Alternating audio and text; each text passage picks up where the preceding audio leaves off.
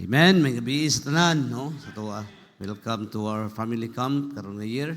And it's a blessing to be here sa inyong simbahan karon nga gabi. What a blessing to be part of your family camp 2025. Okay? So salamat sa Diyos sa privilege ng Pastor Ray. I thank the Lord for Pastor Ray, Sumrabas ng family, and Napigkarangan Bible Baptist Church for being a blessing to us in so many ways, in so many years. Being part sa among bulaton dito sa Zamboanga City. Amen? So karong gabi, let's open our Bible in the book of 2 Samuel. 2 Samuel is a family camp, and probably basig mo ni first time nga siguro inyong natanuan ni siya, and this a rare nga subject karon atong tun-an karon. The message that I bring to you karon in 2 Samuel chapter number 21. Okay? 2 Samuel chapter number 21 in our Bible. We'll be reading verse 1 down to verse number 11 sa tuang text karon, 2 Samuel chapter number 21. Are you there? Amen? Okay? So the Bible says here, then there was a famine in the days of David, 3 years, year after year. That means 3 consecutive years. And David inquired of the Lord, and the Lord answered, it is for Saul and for his bloody house, because he slew the Gibeonites. And the purpose nganong natingala si David tungod sa grabe ang kalisod for 3 consecutive years, sigin David di mayo, murag nanglan na to ni consult sa Diyos. Then, because of the past sins of King Saul, the first king sa Israel. Verse number 2, and the king called the Gibeonites, because ang mga Gibeonites, kipang patay nila sa time ni King Saul, and said unto them, now the Gibeonites were not of the children of Israel, but of the remnant of the Amorites. And the children of Israel had sworn unto them, and Saul sought to slay them in his zeal to the children of Israel and Judah. Because ang iyang gabi ang heart for the Jew, sa mga Israelites, sa iyang ipapatay ang mga Gibeonites sa ilahang time, sa iyang time. Verse number 3, wherefore David said unto the Gibeonites, tawag niya, what shall I do for you? And wherewith shall I make the atonement that he may bless the inheritance of the Lord? So, unsaya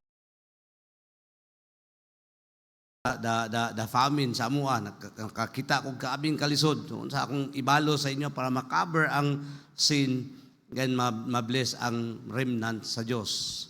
The Bible says in verse number 4, and the Gibeonites said unto him, we will have no silver nor gold. Inyawa man migikuha silver, gold of Saul, nor his house, neither for us shalt thou kill any man in Israel. Wa kagikuha isag unsa butang diha, gold, silver, anything. Wa pud migiunsa sa inyuhang tribes. Wala migipatay, wa migidagdaog, wala jud. Then the Bible says, and he said, what shall he say? That will I do for you. Verse number 5, and they answered the king, the man that consume us, that devise against us, that we should be destroyed from the remaining at any cost of Israel. Sigo niya, ang amo lang gusto katong mga nagpatay sa mua, katong mga nagdagdaog sa mua, nagdestroy sa mua. So namo katupod ang ibalo sa mua. Okay, mo na ilang gusto sa mga Gibeonites. Verse 6, let 7 men of sons be delivered unto us. Nabi ilang request. The Gibeonites said, katong mga anak ni Saul, we would like to request that one. We will hang them unto the Lord in Gibeah of Saul. So ang request, ang kapalit, the 7 sons of Saul. Sila idea kinsa to. Wala sila idea mga bata nganong i-offer sila. The Bible says, whom the Lord did choose. And the king said, I give them. King David said, to cut the curse, to cut the famine, because of that 7 sons of Saul, okay, I give them. Verse number 7, but the king spared Mephibosheth. Ilahi lang si Mephibosheth, the son of Jonathan, the son of Saul, because of the Lord's oath that was between them, between David and Jonathan, the son of Saul. Verse number 8, but the king took 2 sons of Rizpah, the daughter of Aiah, whom she bare unto Saul, Armoni and Mephibosheth, and the 5 sons of Michal, daughter of Saul, whom she brought up for Adriel, the son of Barzillai, the Meholatite. Separate sila, verse number 9. And he delivered them into the hands of the Gibeonites, and they hung them in the hill of before the Lord. And they fell 7 together and put to death in the days of harvest, in the first days, in the beginning of barley harvest. What a tragedy. Hanging there, 7 sons of Saul, from the first day of the harvest until the beginning of barley harvest. So if you look verse number 9, that was 5 to 6 months. 5 to 6 months, you watch your son hanging on the tree. Verse number 10, and Rizpah, the daughter of Ai, means Rizpah, one of the concubines of Saul, the daughter of Ai, took sackcloth and spread it for her upon the rock, from the beginning of the harvest until water dropped upon them out of heaven. Imagine, from that day, yang ibutang ang saklot. Then she will wait until 6 months nga muulan. And the Bible says here, and suffered neither the birds of the air to rest on them by the day, nor the beasts of the field by night. Verse 11, and it was told David what Rizpah, the daughter of Ai, the concubine of Saul, had done. So the message this evening, family matters in the life of Rizpah. Family matters. Importante ang pamilya sa kinabuhi ni Rizpah. So if we want our church lig-on, kinahanglan tag lig-ong pamilya. Because family matters to us. It matters to God. So I ask everyone to please stand as we pray karon.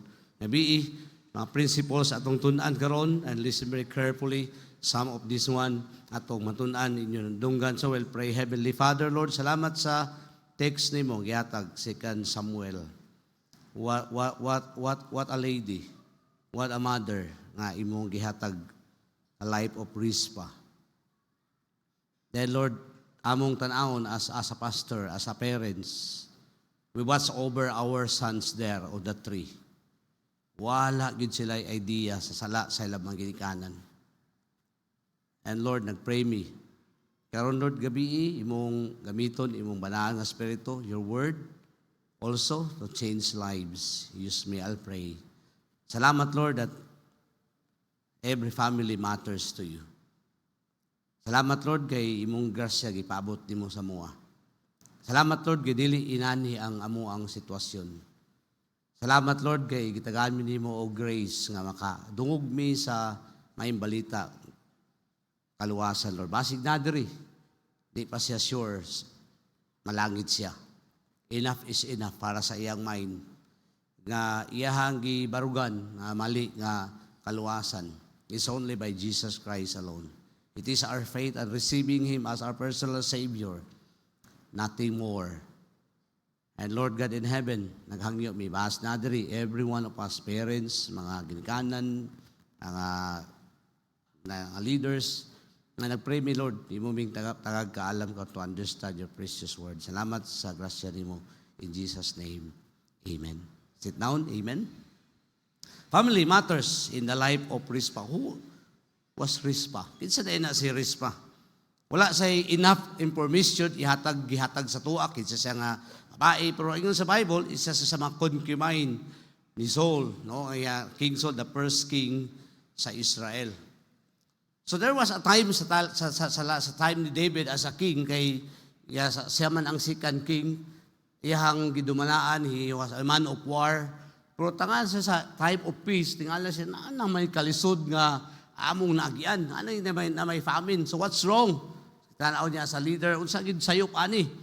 Then the Lord answered him, okay, David, you want the answer? Mao ni answer. Because of the sin of Saul.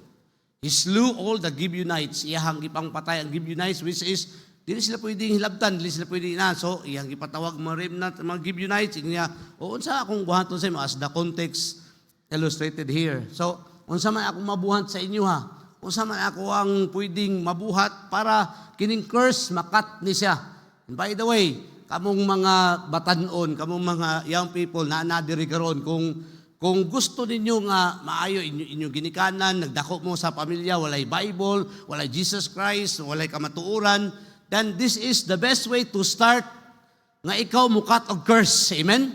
God has given you a chance to cut the curse. Karon, pwede nimo i-cut, dili pasabot kay imong ginikanan, imong tatay palahubog pud ka. And dili mo pasabot imong nanay nga wala naka-edukasyon din, di pud ka maka-eskwela. This is a time to cut the curse. Amen? Because nagi time ihatag sa Dios ato privilege, the grace of God nga i-cut na to ang curse, just like this passage.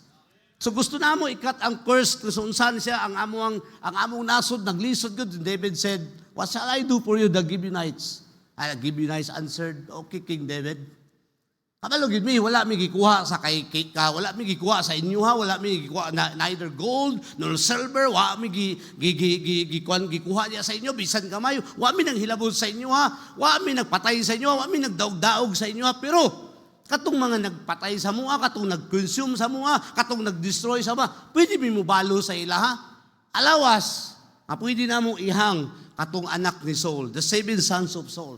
Is enough, okay? Limta na ta, 1-1 na ta, pero ihang lang sila dito, Aaron, gusto man mo balos, because David, kung di niya buhaton, they are all died. Patay good silang tanan because the famine, 3 years consecutive year. So the Bible says here, sa tuwa karon.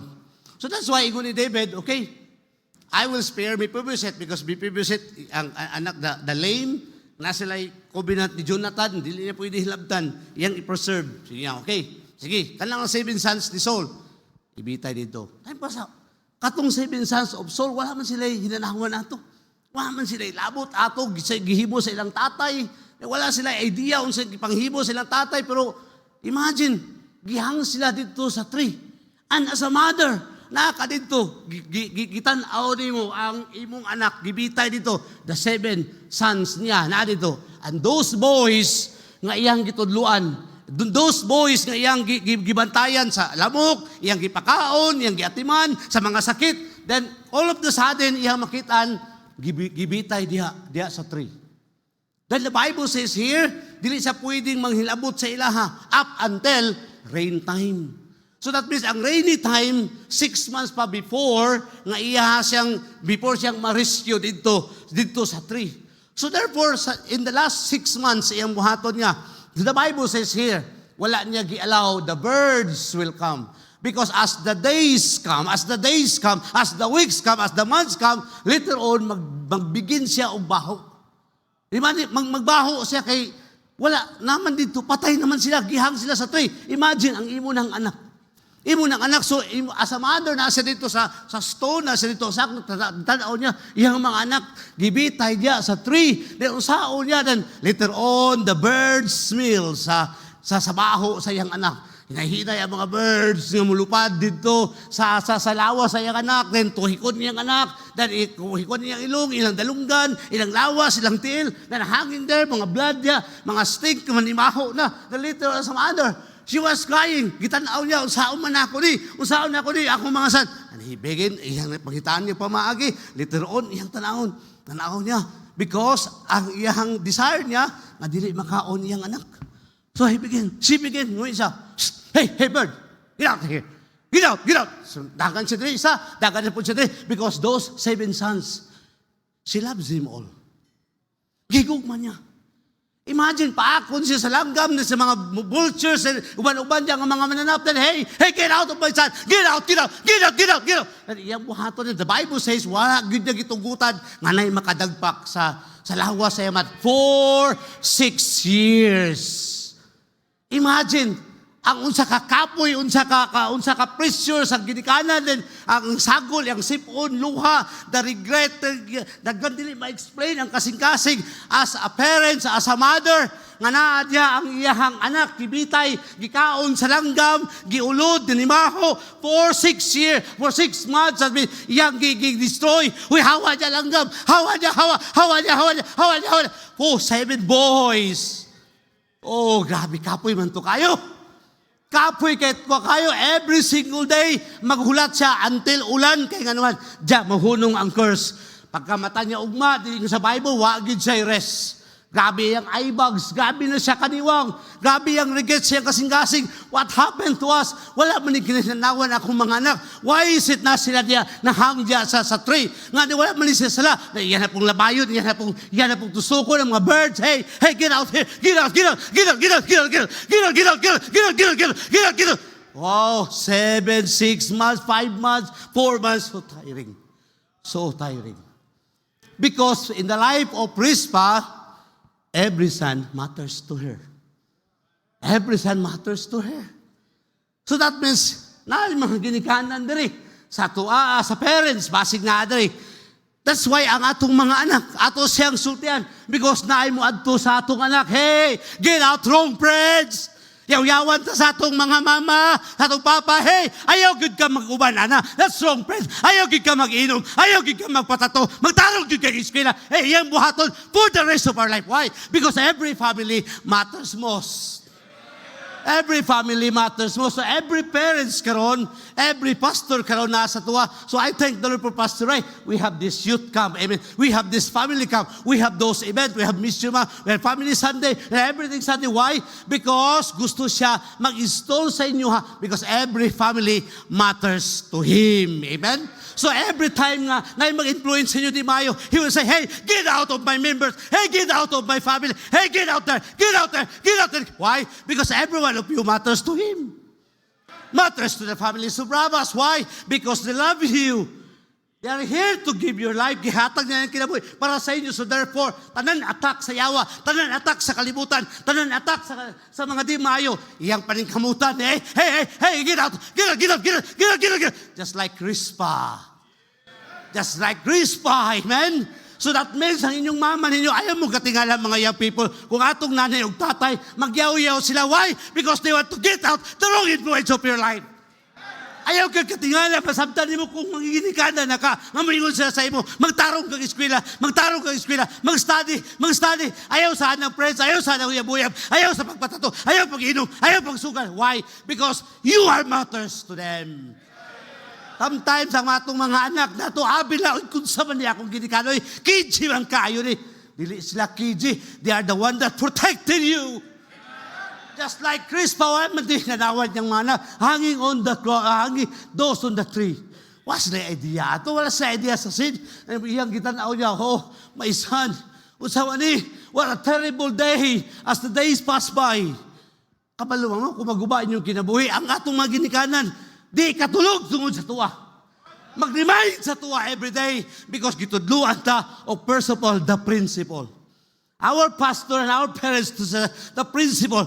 What is the principle? That is the Bible truth of which I and you must live. So every single day, if you are a Christian, going Christian home, o baka hindi ka nagdako sa Christian home, na kay pastor, na kay youth leaders, Sunday school teachers, they're teaching you principles. Why? Because they want you to learn the Bible truth na dapat nimong ikinabuhi. Amen? So they will telling you, hey, time pa sa mga students, time pa sa dapat yun as a Christian, we are the light of the world. What's wrong with that? Nganong dili man nato nang maobey? Hey, be careful with your friends. Not all friends are good. Ayaw kalain sa ila. Praise the Lord for them. Why? Nag-warning sila sa inyo because they want to install you principles to live by. So musulti siya sa inyo, hey, drinking is wrong. Putting tattoo is wrong. Amen? Gambling is wrong. Drinking is wrong. That is principles. He will say, hey, get out those wrong influences. Hey, get out here. That's what Rizpah was doing all of her life for 6 months. So that means sa diyang gamay pakadili, maihap di ma-record ang yaw-yaw sa ginikanan, kay dugay kang mong mata, kay gusto niyo pag mata, ready ng tanan, ang imong papang mama nimo, kung pwede pa lang gabi, himo nilang buntag para magkakaon ka, pero wa ka nag-appreciate. Amen? That was the principles putting sa kasing-kasing sa matang usa. Putting yung principles. Putting you also conviction. Tudluan kanila, conviction. Unsa na conviction? One day, nga mabot ang panahon, sige kanyang leksyawan, butangan kanyang prinsipyo, you must read your Bible. Hide God's word in your heart that you might not sin against God. That means if I memorize ka og verse from the Bible, why? Because the word of God will change your life. Because I believe in my heart that the word of God can change lives. The word of God is the most powerful word in the world. Nga naman, makausap ni kinabuhi. That's why ang atong ginikanan, atong pastor, din sa pulpit, mag-invite siya, mga speakers, mga pastors, mag-warn sa tuwa. Why? Because they want you to know, first of all, principle, and they want you to know the conviction. Nga nung mga mutudlo tawag conviction, nga nung mutudlo man may conviction yung mga ginikanan, kay dili ta always mag-uban. Paggawas niya sa door sa imong balahay, anything can happen to you. Pwede kang dili makabot sa imong wrong because na somebody mga barkada mo, one shots, one tattoo, one cigarettes, and the rest is history. You will be destroyed, but means tuduan ka sa pulong sa Diyos. Conviction, wrong is wrong, right is right, right is the enemy of the wrong, and wrong is the enemy of the right. Di kita dapat manghain, ana, amen? That's what Rizpah is doing. I can imagine. Hey, the birds came. The worms. Kabi kay kabaho. And she's crying there. Hey, what happened to my son? Hey, birds! Get out of that cave! Gamay nga stick, taas nga stick. Every single day, every single week, every single month for the last 6 months. Oh, as long as you are here, nga di pa ka makalearn sa pulong sa Diyos, wala pa kay prinsipyo, wala pa kay conviction, always there is a pulpito, muingon yun me, hey, this is the word of God, believe me, make sure your sins will find you out. Amo gini iwali kay nga one day, mo resulta yun ang imong binuhatan. Why? Because we want to teach you conviction, that's your personal belief, and that's not your preference. Because the world teaches us, oh, nga nung magsimba man ka? Hindi man tanang tao magsimba. But when you have conviction, I go to the church because I'm a child of God. It is my duty to worship God because He deserves my worship.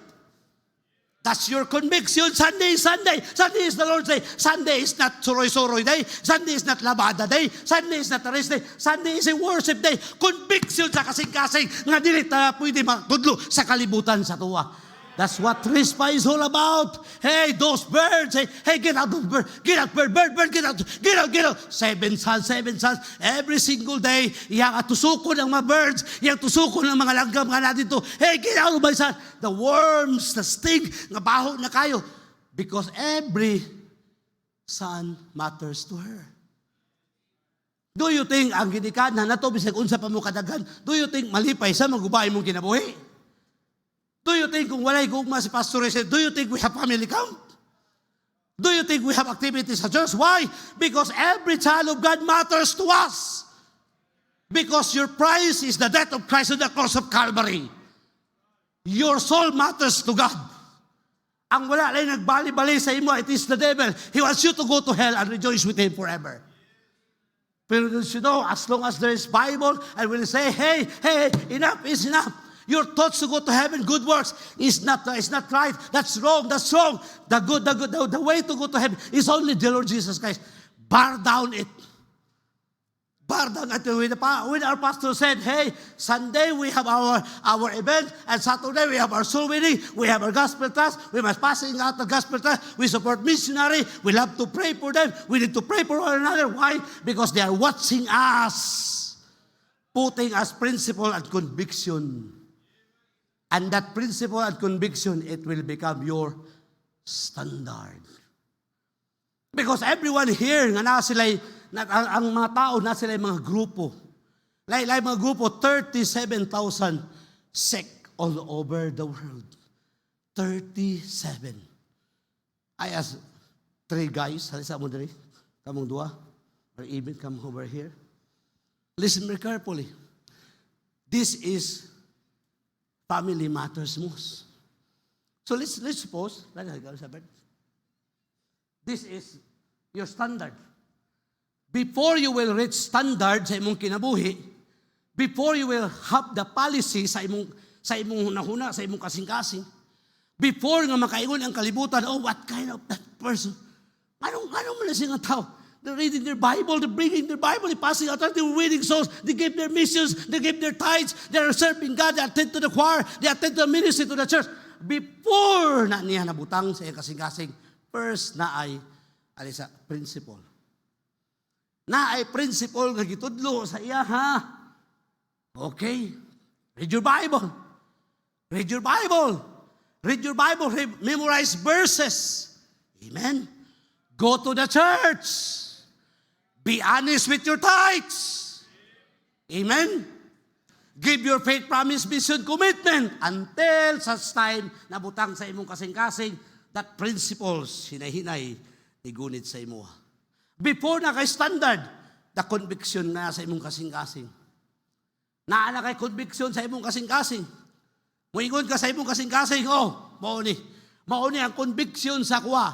Importante sa ako ang pag-alagad sa Diyos kaysa akong sweldo. It's nothing wrong na tayo sweldo, ha? Amen? It's nothing wrong na tayo riches sa kalibutan. Pero mas importante ang Diyos. That's conviction sa kasing-kasing. And you and me are not for sale against the world, against the devil. Hey, atong pagtuo sa Diyos, dili nato ibaligya sa kalibutan. Ayaw na ibaligya sa atong mga boss nga ang Sunday, patrabaho ka, double pay. Put conviction sa imong kasing-kasing. Right is right and wrong is wrong. Amen? Listening worldly music is always wrong. Amen? Online gambling is always wrong. Drinking alcoholic beverages is wrong. Tanan dyan mga influence gani maayo is wrong. That's conviction sa imong kasing-kasing.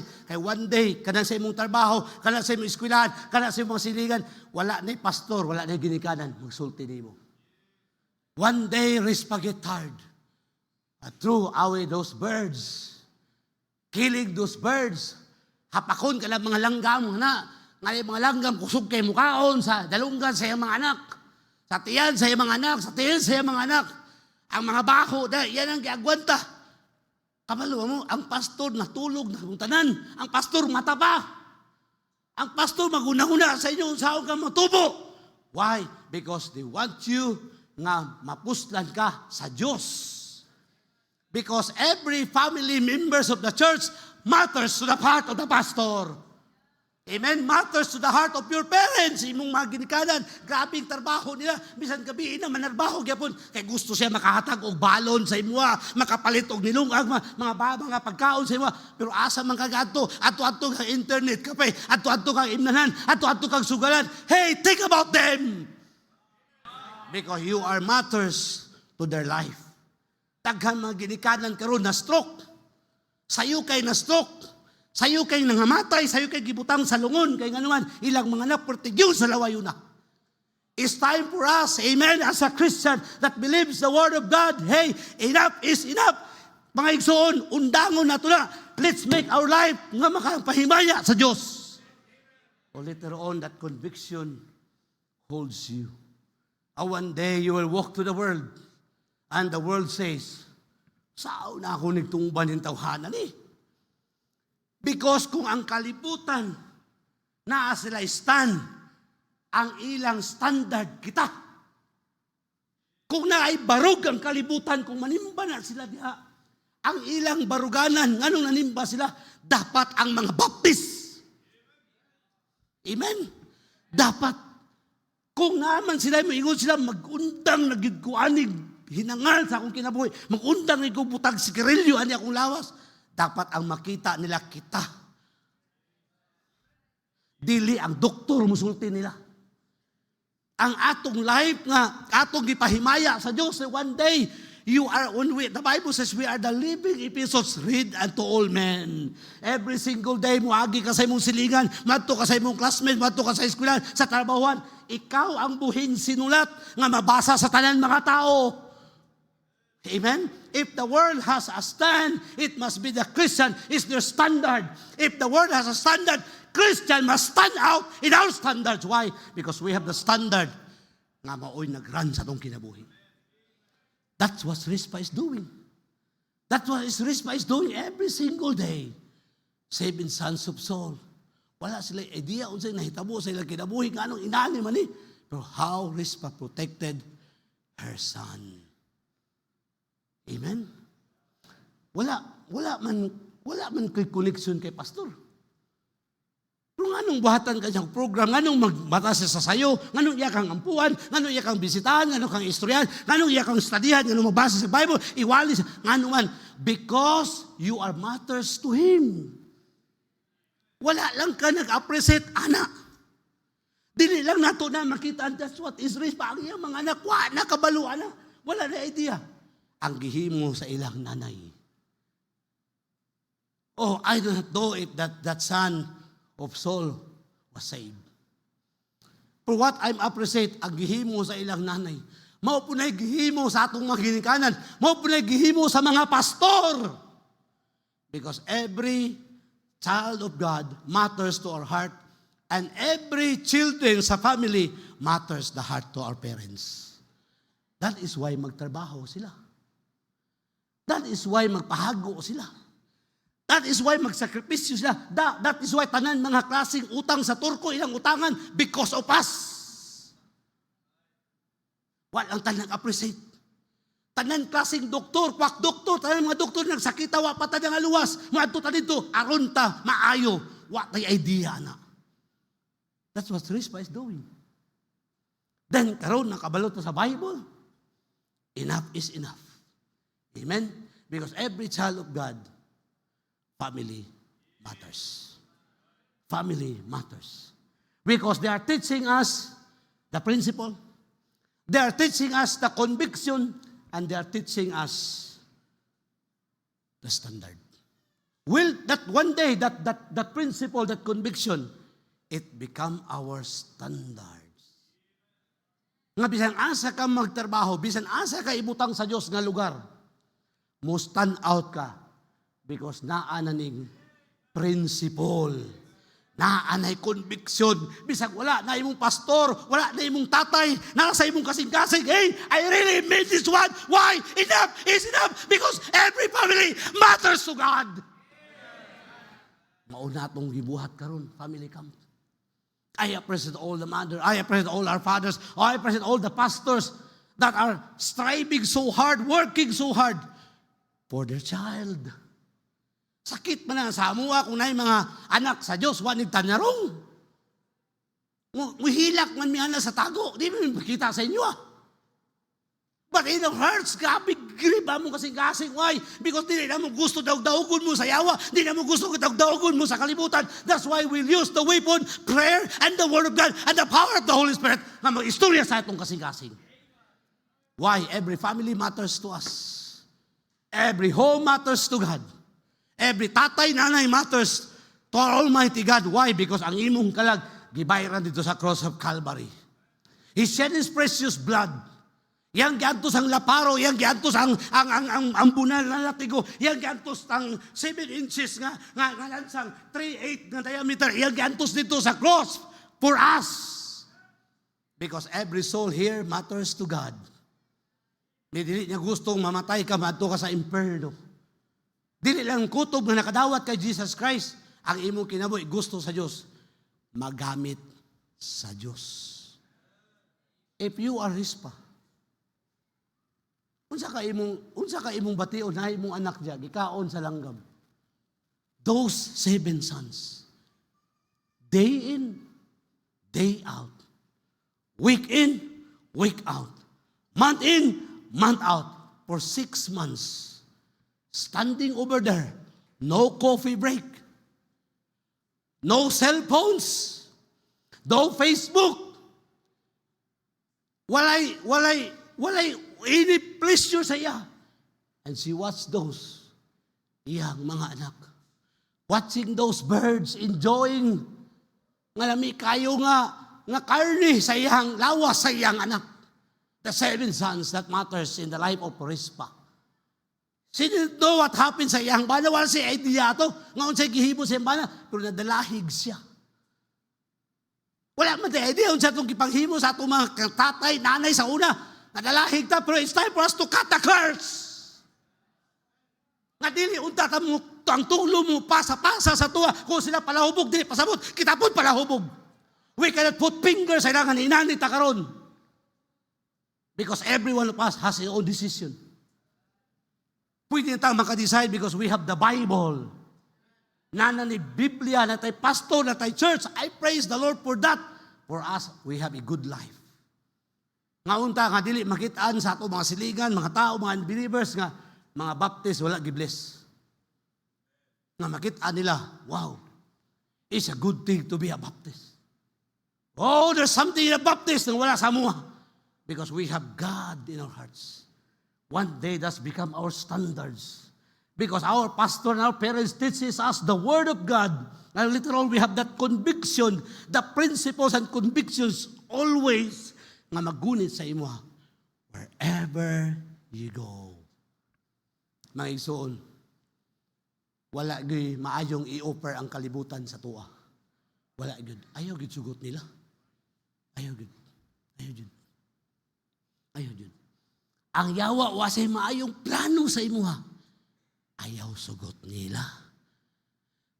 That means you let the world know and let Satan knows that we are not for sale. That's why the hard preaching is all about. That's why the hard instructions sa magiging sa inyong balay. They are not there to hurt you. They are there to help you. Ato ba na nasabdan? Because every family matters. Kung buhi pa ba to iyang anak ba? Kung na buhi ato isa. And I believe in my heart, those one of the sons of Rizpah will say, I will remember my mother, the pain nga gianak ko. I will remember iyahang word appetite na gusto niya inanig, na ihatod sa akong papa, na niya kaunon. Amen. Kay 9 months niya ka sa tiyan. Giantos ka, rin giutong ka, gigawas ka sa tiyan. Gibantayan ka sa mga lamok, gibantayan ka sa mga dinggi, gibantayan ka sa mga sakit, gibantayan ka sa mga unsa-unsa nga mga sakit. Dahil pagdako nimo, ibitay ra ka. Oh, when I read this one, oh, this is a great tragedy. Great tragedy. Grabe, I praise the Lord for the warning of the Word of God. Amen? I praise the Lord sa mga ginikanan nga ang ilang yaw-yaw maabot pikas barangay. Atong mga anak ay palabas diri, pagawas diri. Later on, pag sila na po'y ginikanan, maglisod sila. Kaya nga naman, wala nila gipaminaw ang tambag. Amen? So all those principles, so all those conviction, ihatag sa imuha, i-throw sa imuha, Sunday morning, Sunday afternoon, Thursday prayer meeting, ministries of the church, Sunday morning, Sunday afternoon, Thursday prayer meeting, Sunday morning, Sunday school, Sunday worship, Sunday afternoon, Thursday prayer meeting. My son, all the way through, all the month, all the years, unta one day, nakita na mo, makitaan sa kalibutan, nagbunga ang pulong sa Diyos. Nga naman, dili sayon, binuangan ka sa kalibutan. Di sayon, nga ang kinabuhi na destroy, kay tungod kay wata na minaw sa pulong sa Diyos.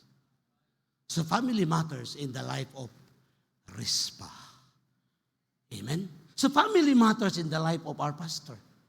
Family matters in the life of our Sunday school teachers. Family matters in the life of our youth leaders. Family matters in the life of our parents. Why? Every one of you that loves everyone. So I hope so, those principles, I hope so those conviction, one day, it will become our standards. It will become our standards. And we love to see our children gigamit sa Diyos. Watching them growing in the grace of God. Watching them leading songs. Watching them playing the instruments, different instruments. Watching them passing out tracts. Open their mouth wide. sharing the gospel of the Lord Jesus Christ, somebody bowed their head because of you. Why? Because those principles, because those convictions will become your standards. Amen? Because every family matters. Let's bow our head, close our eyes. Heavenly Father, Lord, salamat Gud sa pulong nimo. Lord God, I can't imagine those lady watching her 7 sons hang on the tree. I can imagine sa iyang heart, the heart breaks, the heart aches, the disappointment, the downfall of physical and spiritual, watching her 7 sons. The birds enjoy kaon sa iya. Because para sa iya, kay Rispa, every son of her matters most. That's also a picture para sa mua as a ginikanan. That's also a picture sama sa mua sa pastor. We watch all our children, we watch all our members hang there sa kalibutan. The world is enjoying them. We will not raise the stick, but we will raise the Bible, prayers. We will raise the message. We will raise preaching. We will raise counseling. We will raise every preachers. Aron Lord, matudluan mi. I thank the Lord. I thank you, Lord, for giving us a great parents. I thank you, Lord, for giving us Pastor Pastor Ray. Inviting different preachers, inviting different pastors, always, Lord, mag-desire, makakat-on me one day when we have that standards. Because our pastor doesn't want us to see pinagdaog mi sa kalibutan. Enough is enough for us. Lord God in heaven, I do not know yun sa niyo pag-istorya yung mga katauhan karon, but I believe in my heart. You talk somebody today. Talk every young people's heart.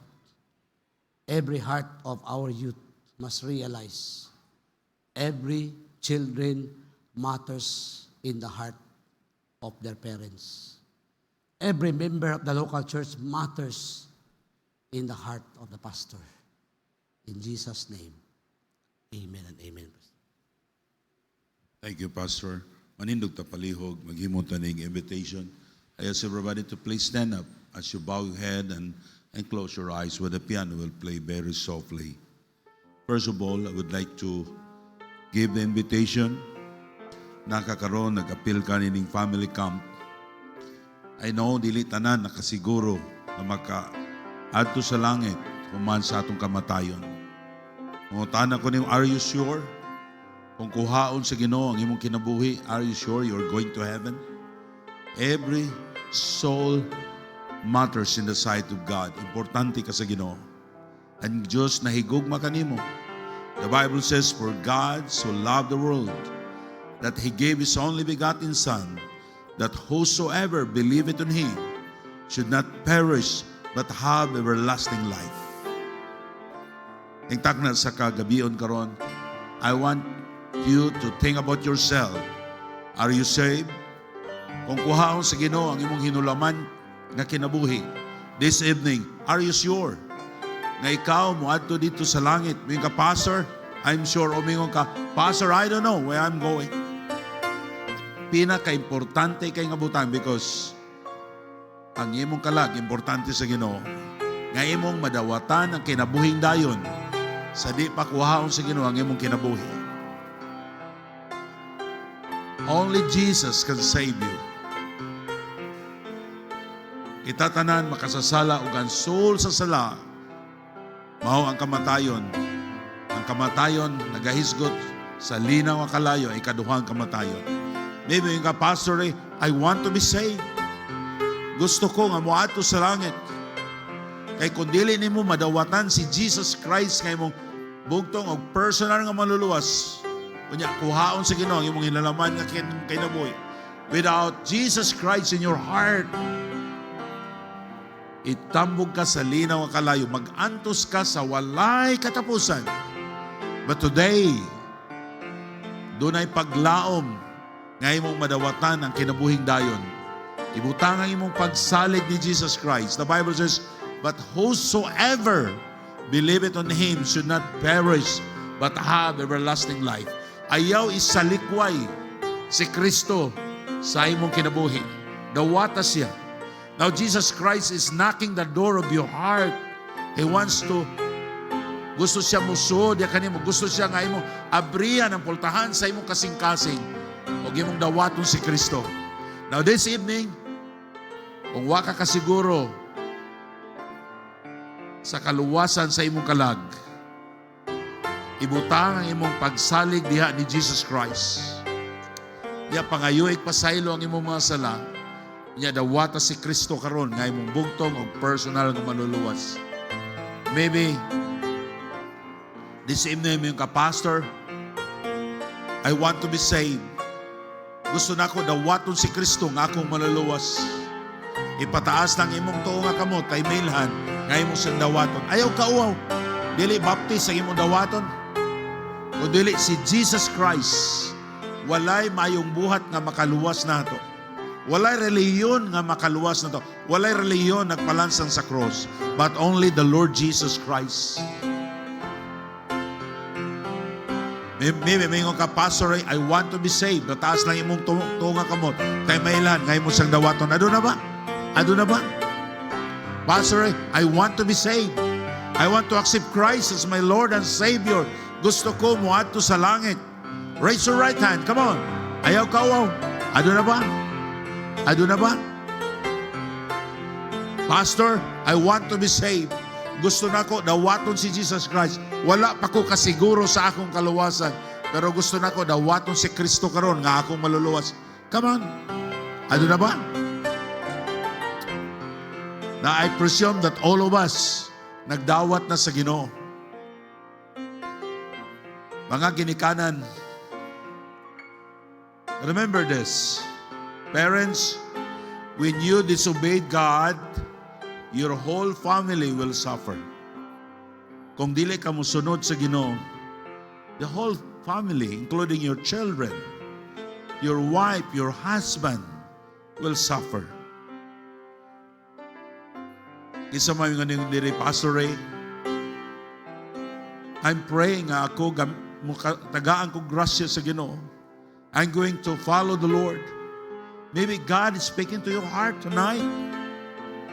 Why you will not come to the altar and kneel down? Young people, your parents, they love you. And that's the reason why they teach you the Word of God. They advise you. Let's come. We don't know sa mga sala sa itong mga parents. Sama ni King Saul, iyang gipatay ang mga Gibeonites. Even they have a treaty. Let's come, just pray. I don't know what is in your heart. Just talk to God. Lord, help me. Lord, bless my family. Lord, bless my children. Parents, I don't know, doon natin kabugaton sa atong mga anak. Maybe doon na kay mga anak na wala magsunod din sa Ginoo. O doon na kay mga anak na wala pamasip. Will you come? And pagkigsulti sa Ginoo, just pray, Lord, help my children and save loved ones. Our Heavenly Father, we thank you, O God. Salamat, Ginoo, sa imong pulong among dadunggan. Lord, salamat sa kinabuhi na respa. Unsa Ginoo ang iyang pag-care sa iyang mga kaanaka. Bisan ang ilang mga lawas. She suffered so much because they love them. Lord, akong pagampo nga kaming mga ginikanan, tabangi kami Ginoo, na mahimo kaming blessing sa among mga kaanakan. Lord, nagampo ko Ginoo nga you bless every family. Lord, thank you, Lord, sa imong alagad nga imong gigamit. Lord, I'm praying that you will bless us, O God. Lord, help us, O God, that our family, Lord, maglakaw diha sa imong kabubuton.